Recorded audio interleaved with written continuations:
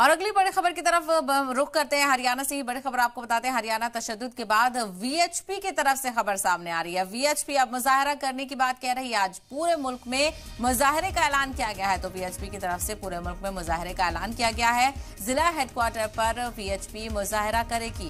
कारकुनान महलूक के अहले खाना को 1-1 करोड़ देने का मुतालबा कर रहे हैं। तो हरियाणा में तशद्दुद के बाद दिल्ली एनसीआर में भी हाई अलर्ट जारी किया गया है, क्योंकि सटे हुए इलाके हैं जहां पर सटे हुए इलाकों में हरियाणा के आसपास जो सारी चीजें हैं वो कहीं ना कहीं काफी पेचीदा नजर आ रही हैं। आगजनी देखने को मिल रही है, तोड़फोड़ देखने को मिल रही है और लगातार शरपसंद नासिर की तरफ से कहीं ना कहीं ये पूरी वारदात को अंजाम दिया जा रहा है। ऐसे में आम आवाम जो है वो हैरान परेशान है। तमाम तर ऐसे वीडियो मंजर आम पर आ रहे हैं जो कहीं ना कहीं सभी को परेशानी में डाल रहे हैं। तो वहीं इस मामले को लेकर हरियाणा तशद्दुद के बाद वीएचपी ने मुजाहरे का ऐलान किया है और आज पूरे मुल्क में मुजाहरा करने की बात कही गई है। ऐसे में देखना ये होगा कि क्या कुछ और तस्वीरें इस मुजाहरे को लेकर सामने आती हैं।